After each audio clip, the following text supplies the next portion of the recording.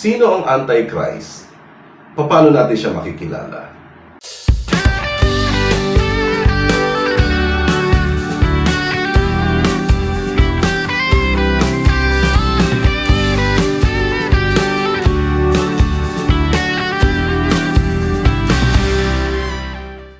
Mapagpalang buhay po sa ating lahat mga ka-worship. Ang paksa po na ating tatalakayin ngayong araw ay sino ang Antichrist at paano natin siya makikilala. Ang mensahe pong ito ay napapanahon at kinakailangan na po nating malaman sapagkat tayo po ay nabubuhay sa huling kapanahunan. Marami pong pastor ang nagsasabi na we are living in the last of the last days.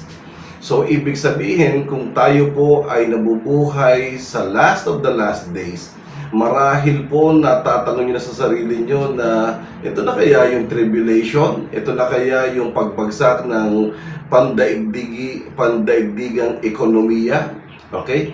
Ito po ba ay mga bagay na meron ng kinalaman sa isinulat ni John para po malaman natin bilang mga mananampalataya? Tayo ba ay dumadaan na sa tinatawag na tribulation? Ang akin pong pananaw dyan, maaari pong nag-uumpisa na ang pagbagsak ng ekonomiya at ang ekonomiyang ito po ang magbubukas ng pintuan para po dumaan tayo sa tinatawag na tribulation.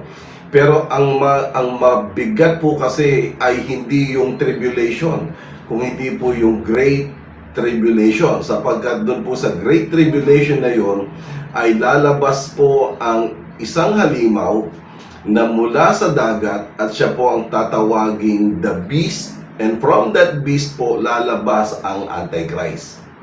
Okay? Ang atin pong paksa ay sino ang Antichrist. Bibigyan ko lang po kayo ng disclaimer. Ang lahat po ng maririnig nyo sa panayam na ito ay bunga po ng aking masusing pagsasaliksik, pag-aaral at pagkatapos po ay akin pong binalangkas isa-isa kung bakit nagkaroon po ako ng ganitong klaseng pananaw.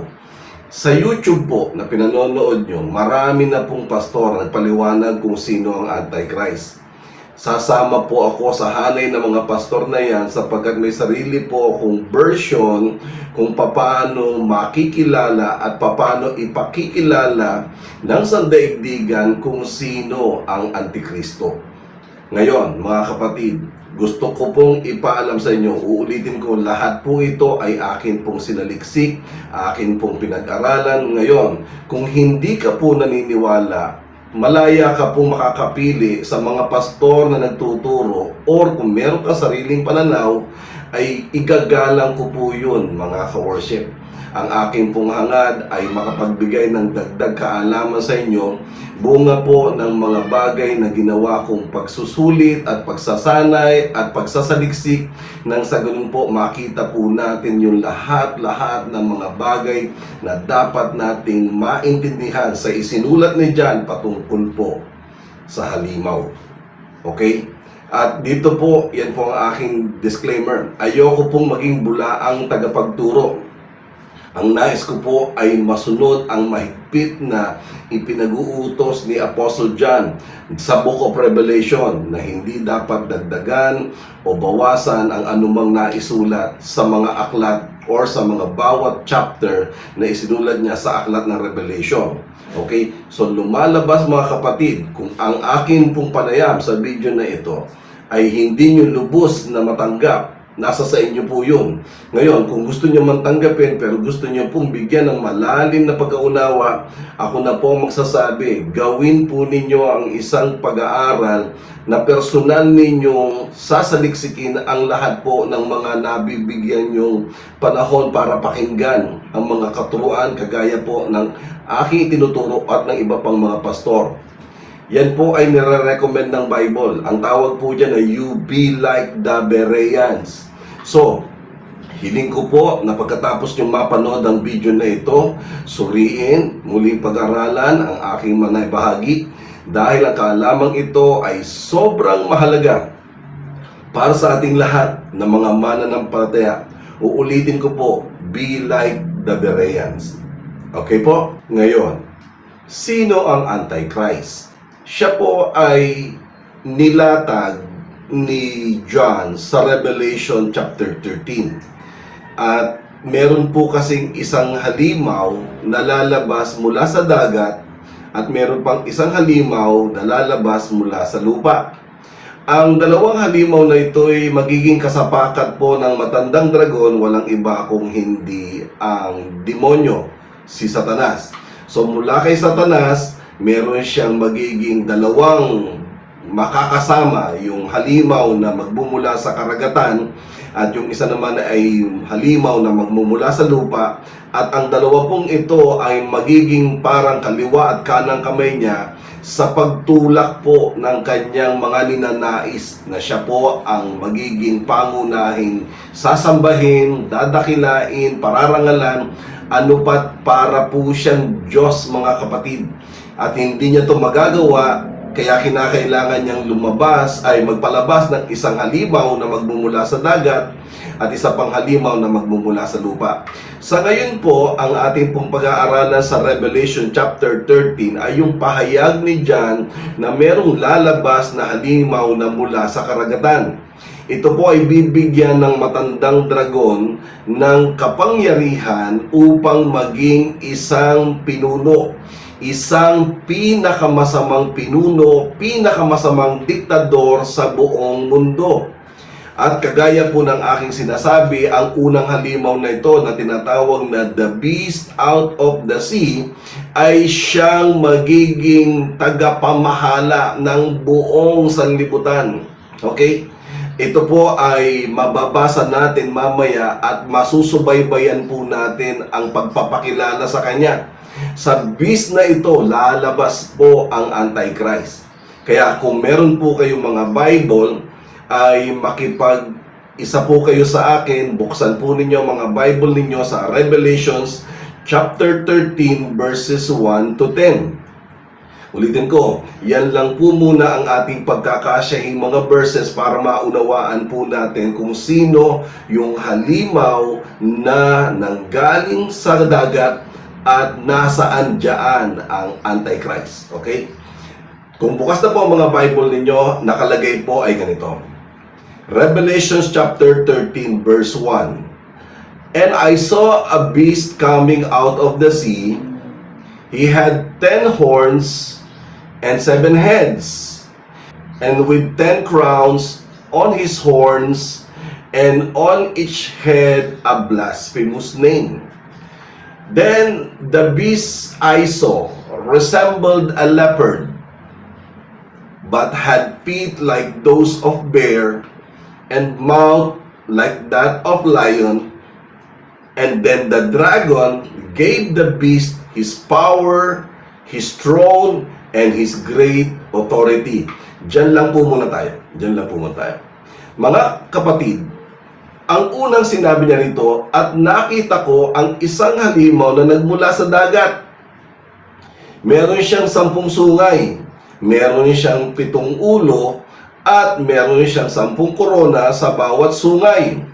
At ito ay merong mga nakasulat na mga blasphemous name. Okay? Hindi ko matagalog. Yung mga pangalan pong nangungutya sa ating Diyos. Okay? So yun po yung pagpapakilala niya. Sabi niya sa verse 2, ang beast na nakita ko may resemblance. 3. Ang unang resemblance niya ay yung leopard. Okay?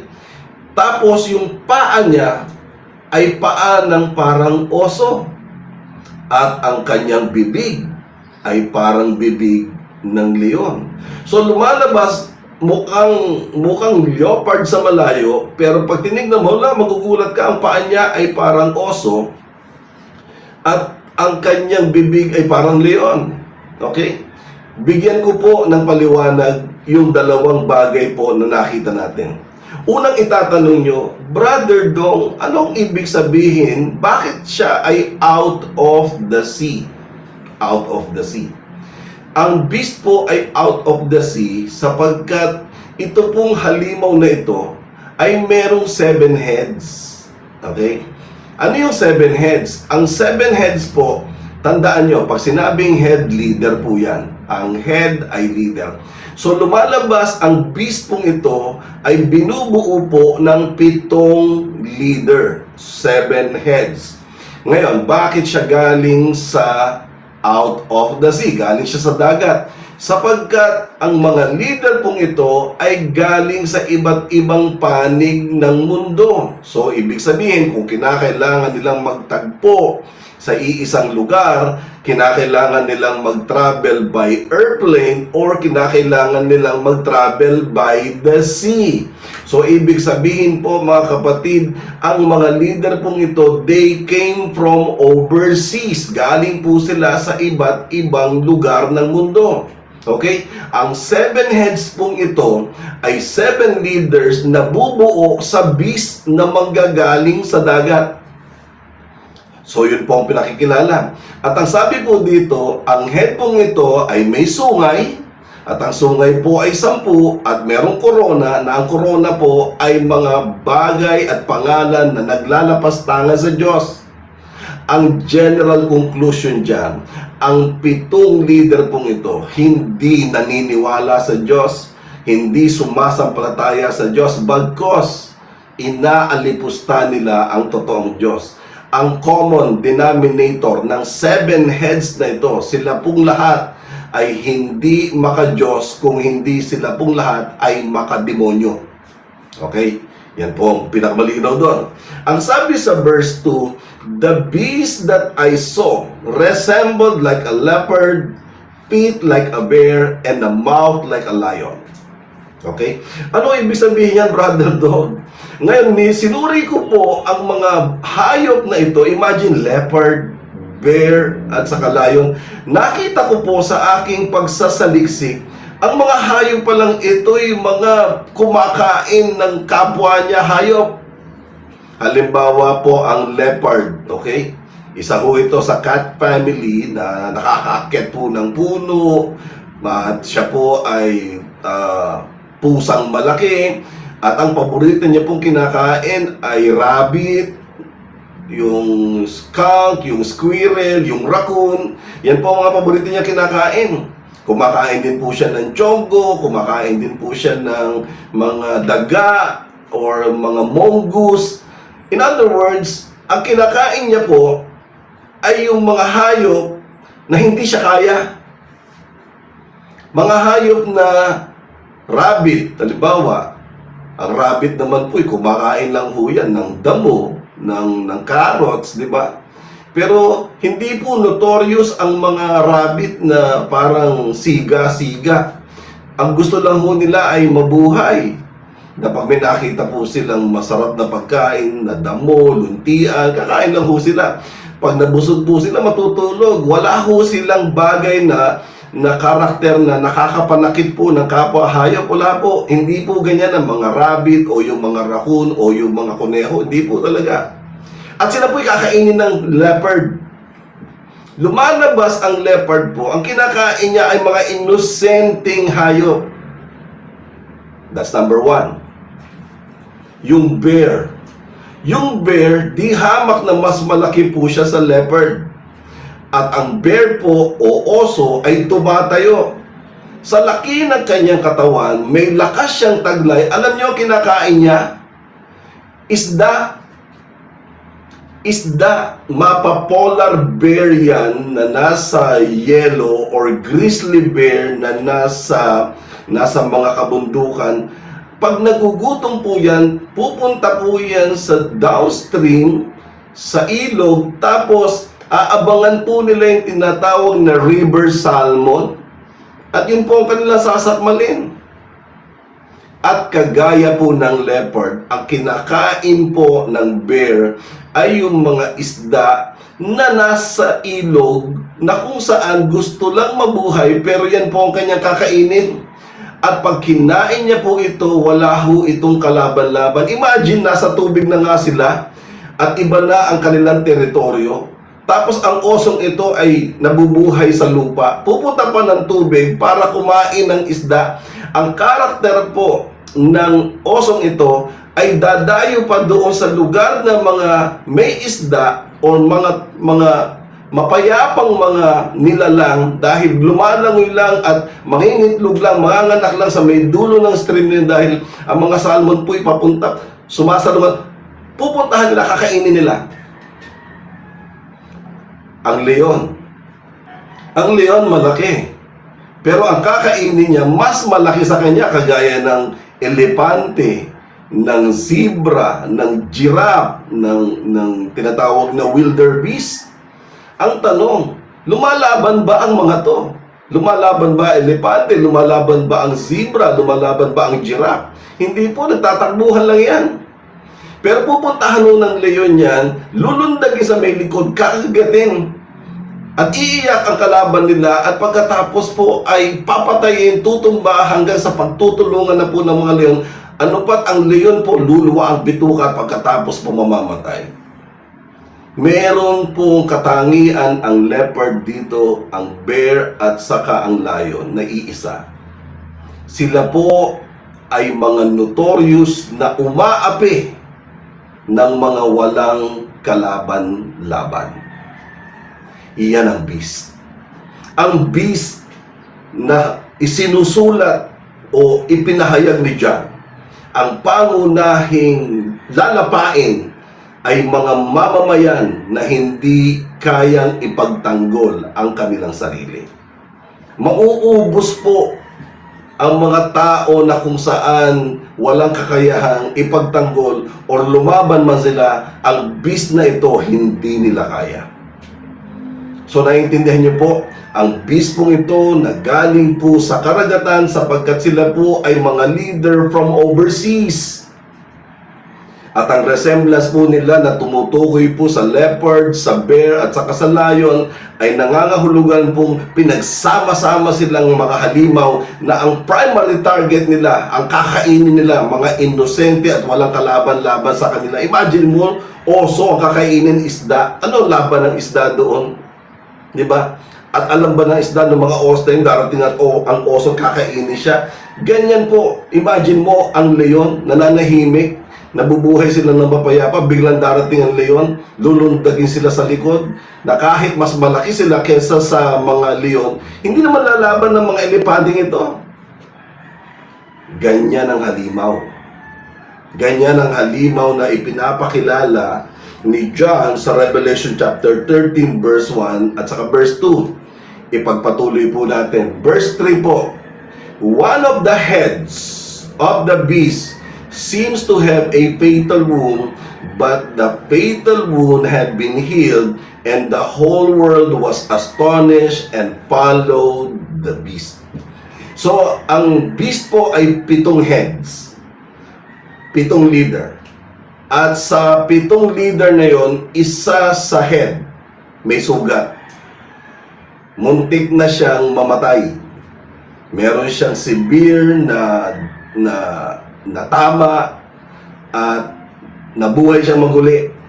At yun po ang labis na ikinahanga ng sanlibutan sa head na ito sapagkat meron siyang sugat, muntik na siyang mamatay, pero siya po ay nabuhay. Ang buong mundo ay biglang napaangat ang kanilang paghanga at sinundan nila ang beast po. Ang sabi po sa verse 4, men worship the dragon because he had given authority to the beast, and they also worship the beast and ask who is like the beast and who can make war against the beast. Ang sabi dito, ang mga tao, sinamban nila ang dragon. Diretsuhin ko na. Ang mga tao, sinamba nila ang demonyo sapagkat ang demonyo, binigyan niya ng authority ang beast. At hindi lang nila sinamba ang dragon o ang demonyo, sinamba rin nila yung beast.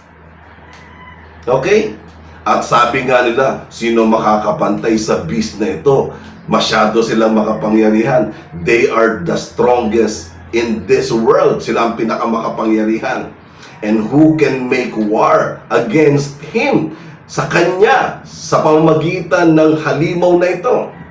Ang sabi din sa verse 5, the beast was given a mouth to utter words and blasphemies and exercise his authority for 42 months. Ang 42 months po ay 3.5 years. Ibig sabihin po, sa loob ng 3.5 taon, ang bispong ito na binubuo ng 7 heads or 7 leaders, sila po ay nilalapastangan nila ang Diyos. Nilalait every time na meron silang gagawin, babalikan ng Diyos, sisiraan ng pangalan ng Diyos. O yan, Diyos Diyo ba nagagawa yan? Parang ganun po. Okay? Ang sabi sa verse 6, He opened His mouth to blaspheme God. Diyos mismo ang kanyang pinapahiya. To slander His name, His dwelling place, and also those who live in heaven. So lumalabas, nilalapastangan niya ang Diyos, nilalapastangan niya ang pangalan ng Diyos, nilalapastangan niya ang kaharian ng Diyos, at nilalapastangan niya ang mga naligtas na nandoon na sa kalangitan. Yan ang sinasabi sa verse 6. Ang beast na ito ay masyado pong lapastangan, mga kapatid. Okay? Now, verse 7. He was given power to make war against the saints and to conquer them. Ibig sabihin sa panahon na yon ay merong bubuong mga mananampalataya na lalaban dito sa the beast na ito. Kaya lang, ang matandang dragon ulit, ang demonyo, bibigyan siya ng power, at ang power na ito ay magagamit niya bilang kapangyarihan to make war against the saints, yung mga mananampalataya na nandoon, at ano mangyayari? Ang ending, talo yung mga saints, nanalo po ang beast. He was given authority to tribe over every tribe, people, language, and nation. Ang the beast po ay diktador ng buong mundo. Ngayon, tatanungin niyo ako, Brother Dong, sa paliwanag mo, lumalabas ang Antichrist 7. Kasi 7 leaders. Hindi po. Bagamat ang beast po ay binubuo po ng 7 leaders. So 7 tao or 7 lalaki or may kasama man silang babae, basta 7 leader. Pero sa 7 leader pong ito, na siya mismo ang the beast, hindi pa ho siya ang Antichrist. Bagamat lalabas mo ang Antichrist sa beast na ito. Okay? Basahin po muna natin para matuloy-tuloy po natin ito. Sabi po dito, all inhabitants of the earth will worship the beast, all whose names have not been written in the book of life, belonging to the Lamb that was slain from the creation of the world. Verse 9, he who has an ear, let him hear. If anyone go into captivity he will go. If anyone is to be killed with the sword, and with the sword he will be killed. This call for patient endurance and faithfulness on the part of the saints. Yan po ang sinasabi ng Bible. Ngayon, ang sabi dito, ang lahat mandatory na nabubuhay, sasambahin ng beast. Well, obviously, hindi lang beast, yung matandang dragon at yung beast na ito. Okay? At babalikan ko po, gusto ko pong linawin na ang beast po ito ay binubuo po to ng 7 leader. Okay? Siya po ba ang Antichrist? Hindi po.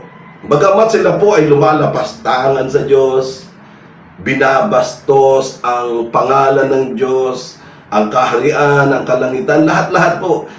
Sa totoo lang, ang mga leader pong ito ay puro mga Antichrist na talaga. Kaya lang, ang tutukuyin po talaga natin dito sa hanay ng 7 leader na ito, meron po dyan, isa dyan, Antichrist, mga kapatid.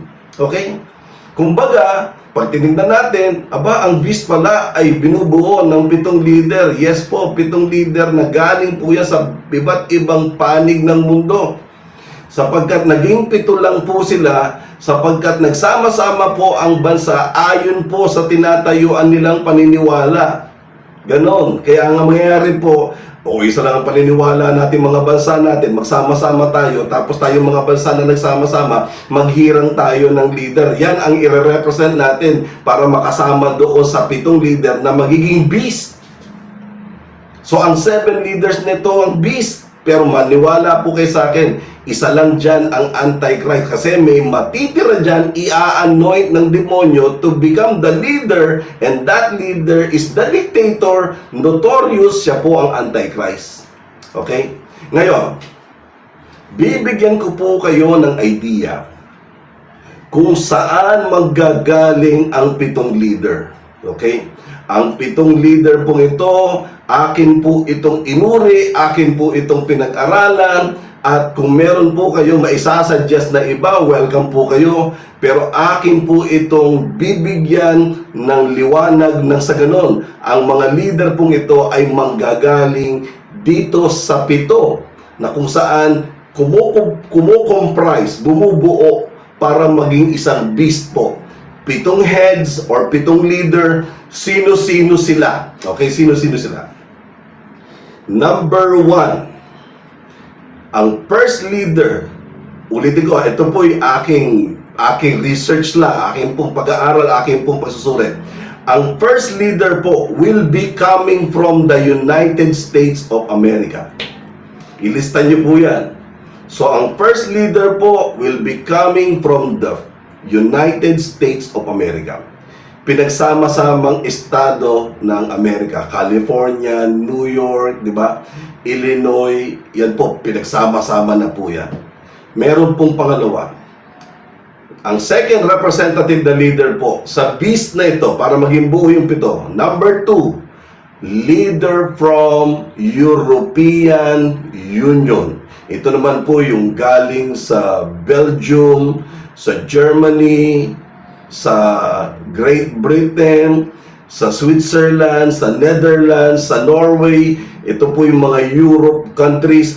Magbubuo po sila ng isang union at meron po silang isang leader. Makakasama niya po yung leader ng United States of America. Dalawa na sila.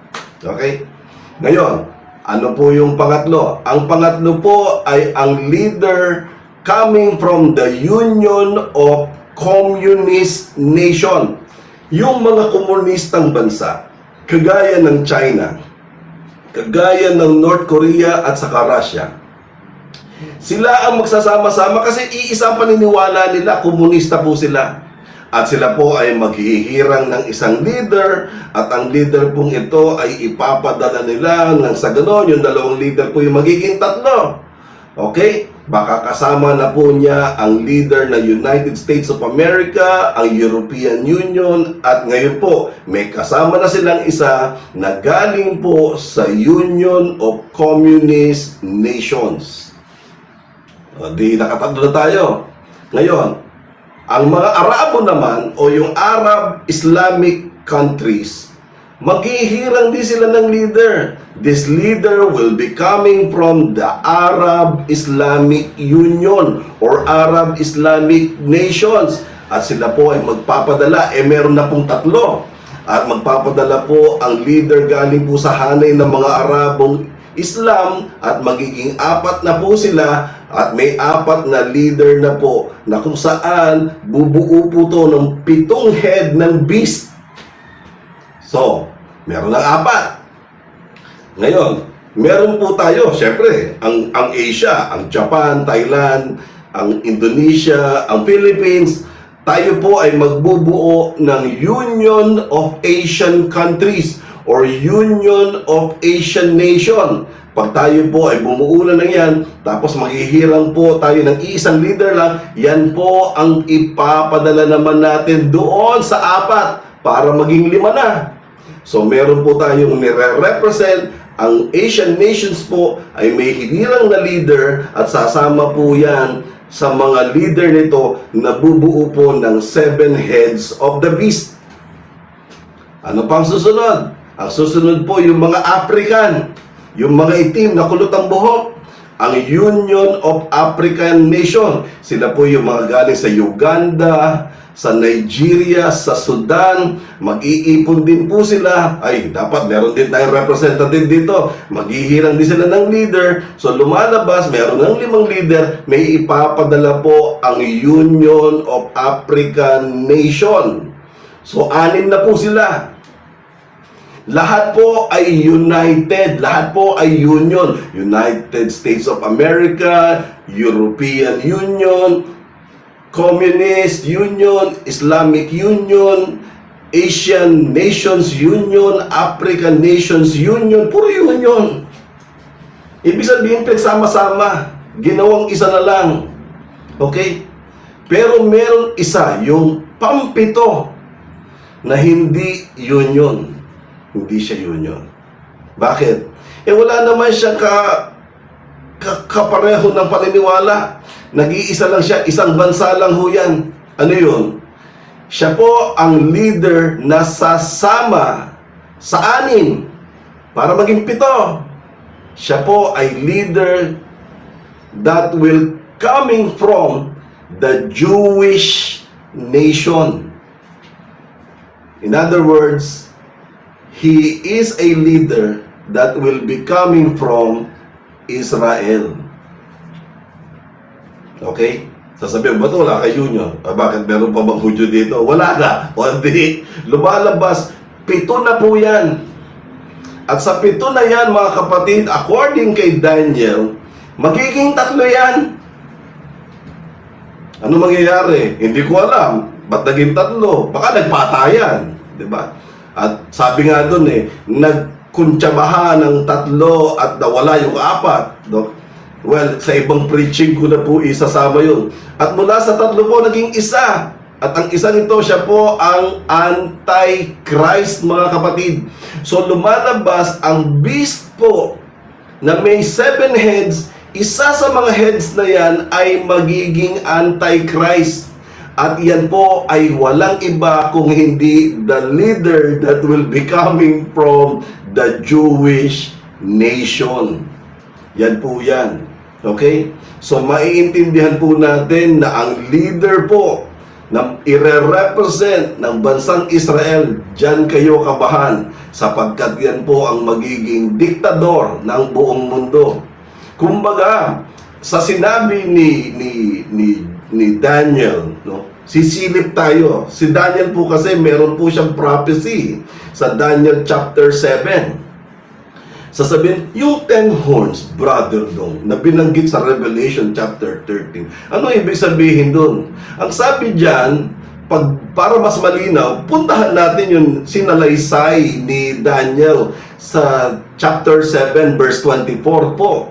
Ang sabi dito ni Daniel, the 10 horns are the 10 kings who will come from this kingdom. Okay?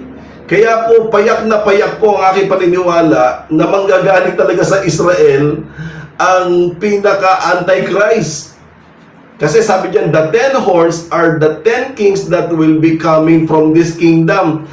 After then, another king will arise, which will be different from the earlier ones, and he will subdue the 3 kings. Ganito po yan, para maintindihan po yun.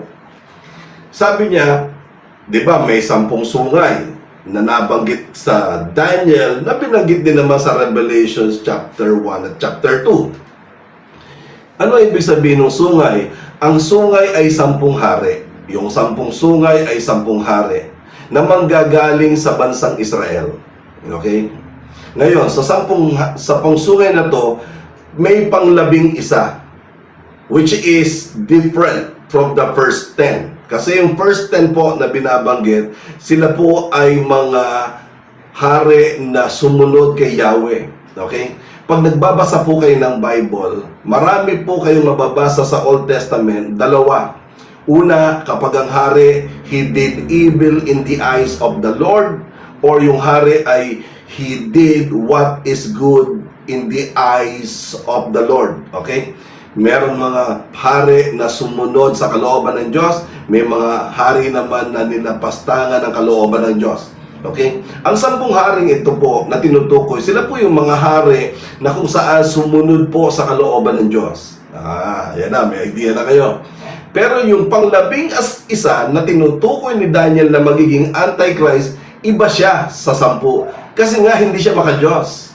Pero galing siya sa kingdom na to. Galing siya sa Israel. Okay? At ang matindi nito, sa Daniel chapter 7 verse 24, sinasabi diyan, He will subdue the 3 kings. Ano ibig sabihin? Meron kasi doon sa 10 na hari na yung 3 ay talaga namang sobrang naging tanyag. These are the 3 popular kings of Israel. Ang ginawa ko po, inalam ko kung sino-sino ang 3 great kings of Israel. Bagamat 10 sila, pero meron palang 3 great kings, at ang assignment ko, inalam ko kung sino yung 3 great kings. Napatunayan ko, ang 3 great kings po pala ay walang iba kundi si King Saul, si King David, at saka si King Solomon. Si King Saul, obvious na siya ay magiging great kasi po siya po ang kauna-unahang hari ng Israel. Obvious, dahil ikaw ang unang-una, ikaw kaagad ay great. Parang sa Pilipinas, ang kauna-unahang presidente natin ay walang makakalimot, si Aguinaldo. Hindi makalimutan si Aguinaldo dahil siya ang kauna-unahang presidente. Pero, bukod kay Saul, na siya pong nakilala dahil kauna-unahan, yung pangalawa po niya ay si David. Ang sabi ng mga babae, doon po sa pagdating ni David na natalo niya si Goliath, sabi niya si Saul pumapatay ng 1,000 by 1,000. Pero si David pumapatay siya ng 10,000 by 10,000. So lumalabas, kung tanyag si Saul, mas magiging tanyag si David. Siya nga naman po kay Goliath, di ba? At pagkatapos po yung anak po ni David na si Solomon, ang pinaka magaling na hari na kung saan nakaranas ng napakagandang ekonomiya ang bansang Israel. So, ang 3 great kings po ay si Saul, si David, at saka si Solomon. Ngayon, ang sabi po sa Daniel chapter 7 verse 24, madadaig ng katanyagan ng pang-11 haring ito, si Saul, si David, at saka si Solomon. Okay? Yan po ang aking pinakamatibay na ebidensya na sa halimaw, sa bis na merong 7 leader, ang magiging pinaka-head nila, kasi 7 sila, alam ka naman pantay-pantay, ang pinaka-overall head nila ay manggagaling sa Israel sapagkat sinabi po yan sa Daniel chapter 7 verse 24. Ang malupit, sinabi po sa verse 25, kapag siya ay naging leader na, ano ang mangyayari? Di ba, diktador siya. Mas masahol siya kay Mao Zedong, mas masahol siya kay Hitler, at mas masahol siya kay Stalin o kay Napoleon Bonaparte na milyon-milyon ang kinatay. At hindi lang yon. Sa Daniel chapter 7 verse 25 si Jabian, He will speak against the Most High, He will oppress the saints, and will try to change the set of times, the laws, and the saints will be handed over to Him for a time, times, and half a time. Hala, time, times, and half a time.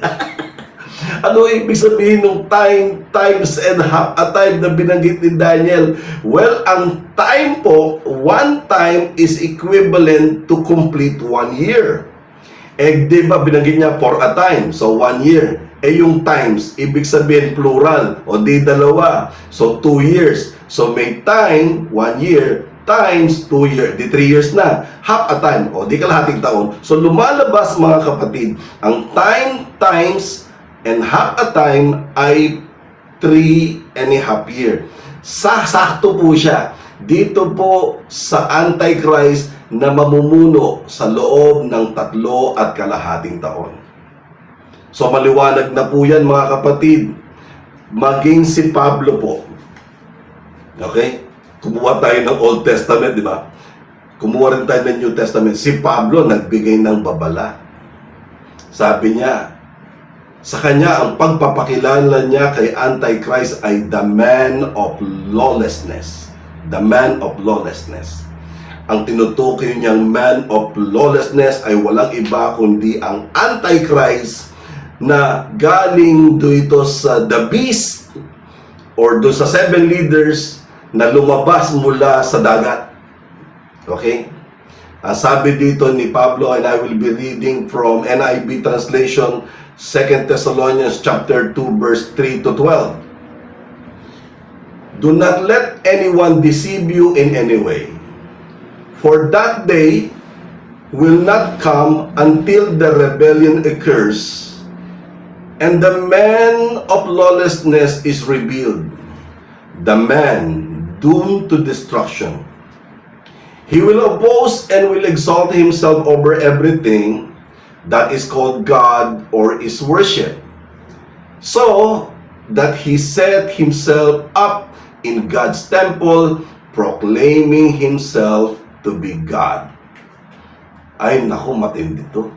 Matindi revelation ni Pablo.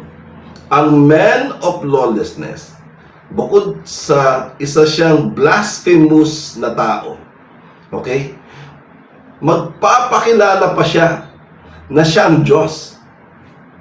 Lalapastanganin niya na ang totoong Diyos, okay, na sinasamba dapat, pinararangalan dapat, lalaitin niya, lilibakin niya, babastusin niya, bibigyan niya ng kung ano-anong mga tawag na hindi maganda, sapagkat ang layunin nito, i-exalt niya ang kanyang sarili, at sabi dito, siya ay pupunta sa God's temple. God's temple. Sa alam natin, Old Testament, may temple ang Israel. Nawala yan, nag-iba.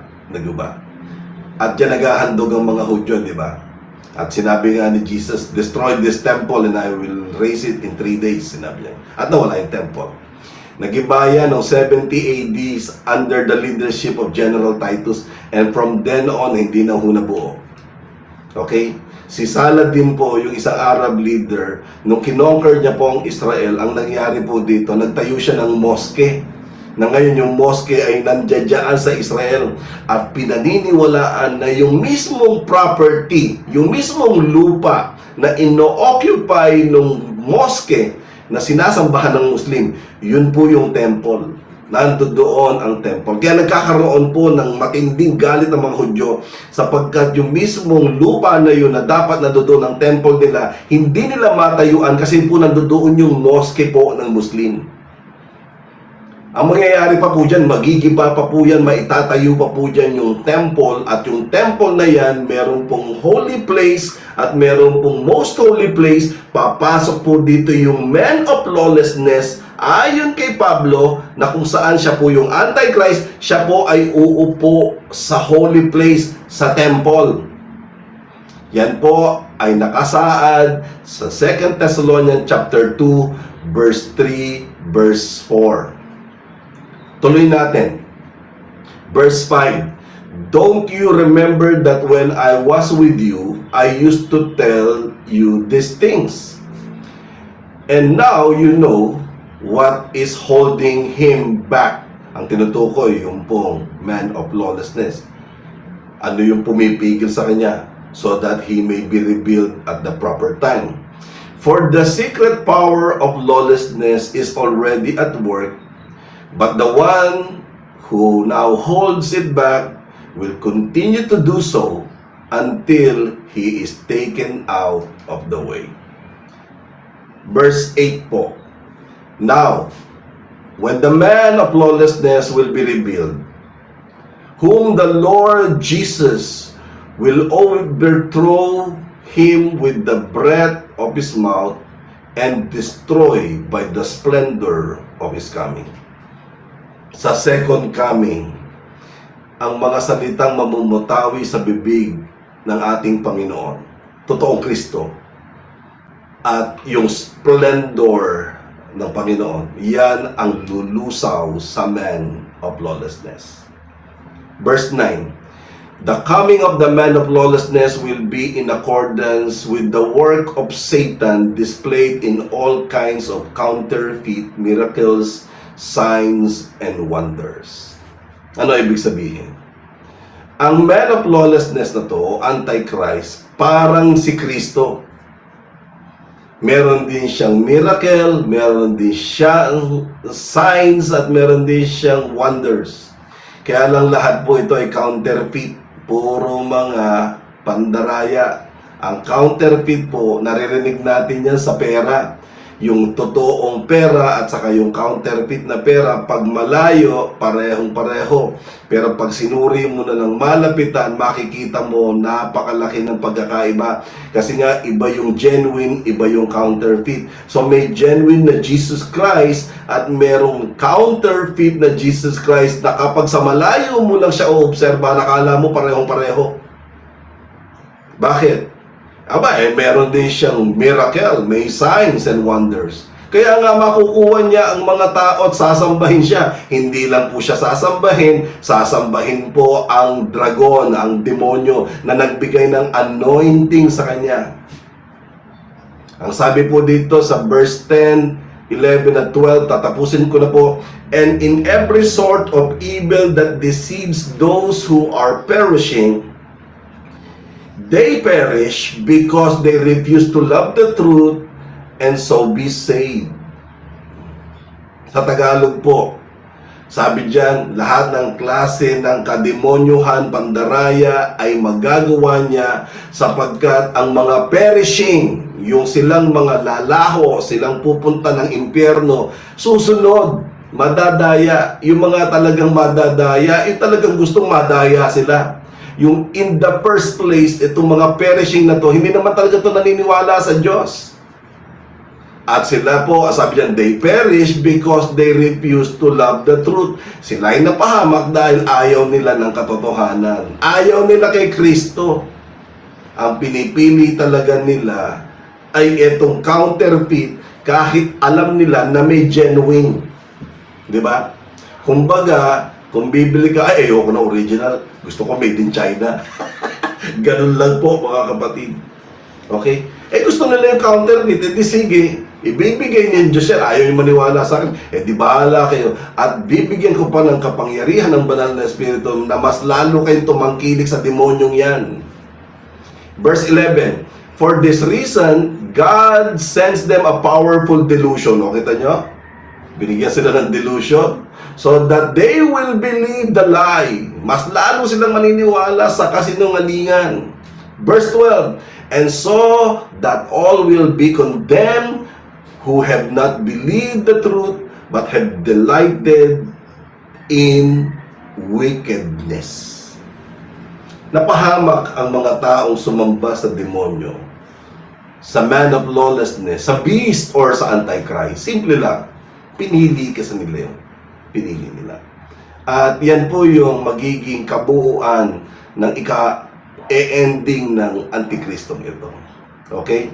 Ang sabi nga ni John, dito po tayo magtatapos, many deceivers, 2 John, 2 John, chapter 1, verse 7, hanggang sa mga sumusunod, many deceivers who do not acknowledge Jesus Christ as coming in the flesh have gone out into the world. Any such person is a deceiver and antichrist. Lumalabas, mga kapatid. Marami talagang mandaraya.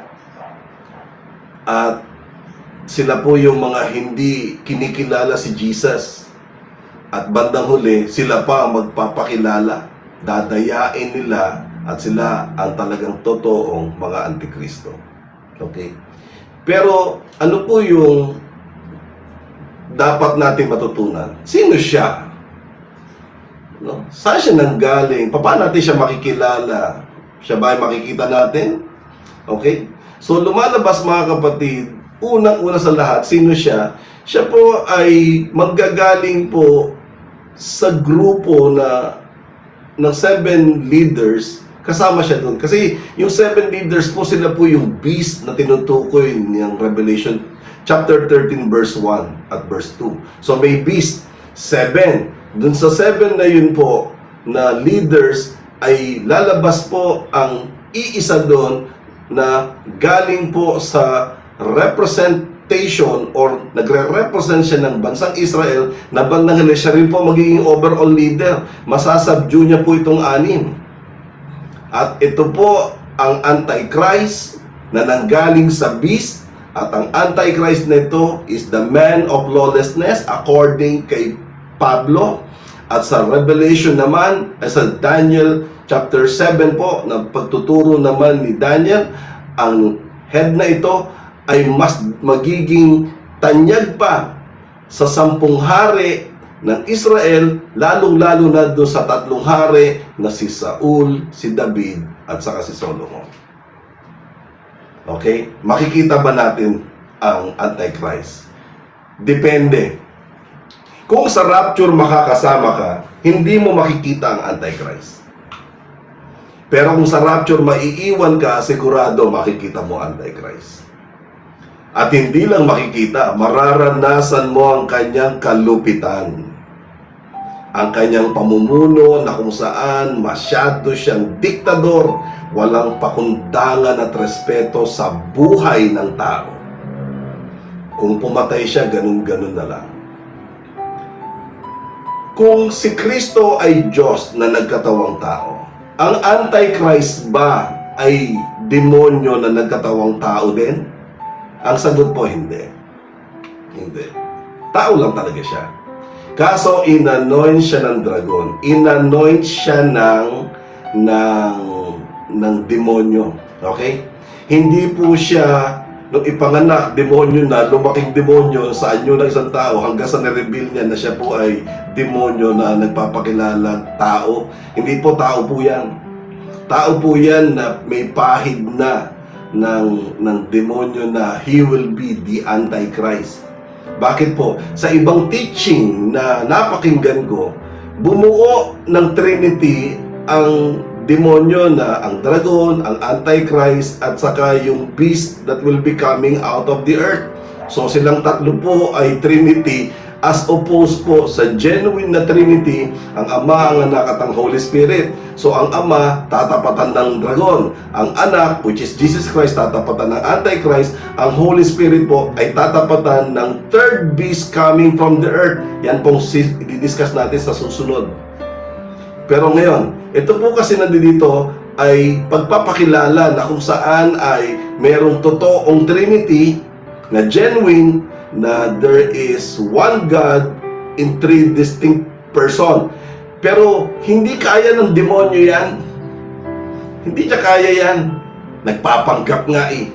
Kaya walang Trinity ang demonyo. Maghihirang siya, oo. Magbumukhang tatlo, akala nyo Trinity rin. Pero ako na po nagsasabi, hindi ho kaya ng demonyo ang mag-Trinity. Meron siyang Antichrist, tao yan. Tao yan na talagang notorious na hindi sasamba sa Diyos. Kahit drugin mo mga daliri, ang sasambahin niya ay demonyo. Pero tao yan. Okay? Ngayon, tatanungin niyo ako, yung the beast that will be coming out of the earth, yung pangatlo, na magiging kanang kamay ng Antichrist, siya ba ay tao? Hindi ho. Ipapaliwanag ko po sa susunod na discussion ko. Huwag niyo akong bibitawan sa panayam nito sapagkat ito po ay makatotohanan. Ito po ay aking pinag-aralan. Ngayon, kung ayaw niyong paniwalaan, nasa sa inyo na po yan mga ka-worship. Ang sa akin po, tungkulin ko lang itong ilatag sapagkat ito po ay pinahayag sa akin ng Diyos. At ang nais ko naman ay maibahagi din to sa inyo. Kung kapupulutan niyo po ito ng aral, purihin ng Panginoon. Magandang bagay po yan. Ngayon, kung ayaw nyo pong maniwala, igagalang ko po ang inyong tinatayo ang prinsipyo. Okay? So, sa mga kapatid, hanggang dito lang po muna ako. Sapagkat sa tingin ko ay nailatag ko ng tama ang Antichrist na ninanais ng aking pong sinuring pag-aaral. In other words, ang aking pong outline ay nailatag ko po ng buo sa inyo. Uulitin ko, kung ayaw niyong maniwala, hindi ko kayo pinipilit. Pero kung maniniwala po kayo, ang akin naman pong hihilingin ay balikan ninyo ang akin pong mga sitas ng Biblia na pinagbababanggit. Okay? Revelation chapter 13, Daniel chapter 7, at saka po yung kay Pablo na kung saan 2 Thessalonians chapter 2. Yan po ay basahin ninyo. Okay? In conclusion, mga kapatid, ang demonyo po, maghihirang po siya ng isang halimaw na manggagaling overseas. 7 leaders po ito na magiging isang beast, and out of these 7 leaders ay maghihirang po dito ng overall leader which will be coming from Israel, and he is the Antichrist. So, yun lamang po mga ka-worship. I hope kayo po ay napagpala ng mensaheng ito na akin pong binanggit. Ang susunod ko pong discussion ay sino ang halimaw na galing sa lupa. Meron na rin po akong idea kung sino siya, sapagkat napaka-notorious po niya, napaka-makapangyarihan niya, at lahat kontrolado niya. Para siya Holy Spirit. Lahat kontrolado niya na wala kang mabibili, wala kang mabebenta kapag hindi niya pinapayagan. Ang tindi ho ng halimaw na ito na nanggaling sa lupa. Siya po ay magiging kasapakat ng halimaw na galing sa dagat, the beast out of the sea. Pero this beast out of the earth, mas notorious po ito. Dangan nga lamang siya po ay nakapaloob at siya po ay nagbibigay suporta sa Antikristo, lalong-lalo na sa dragon. Okay? Abangan nyo po ang aking i-discuss na yan, the beast out of the earth, pagkatapos ko pong i-post ang video nito, which is the beast out of the sea, na nagpapakilala po sa Antichrist. Once again, ako po si Brother Donggalang sa pangalan po ng Jesus Heart of Worship Church. Ito po ang usapang born again. Maraming salamat po. Huwag niyo pong kalimutan mag-like, mag-subscribe at mag-comment po kayo. At babasahin ko po isa-isa ang inyong pong mga comment kung kayo po ay paano nyo tinanggap ang mga panayam na ito na akin pong binanggit. Maraming salamat. Pagpalain po kayo ng Panginoon. God bless and bye-bye. Please like, subscribe, and hit the notification bell para updated po kayo sa mga latest videos na ilalabas ko linggo-linggo. Maraming salamat po.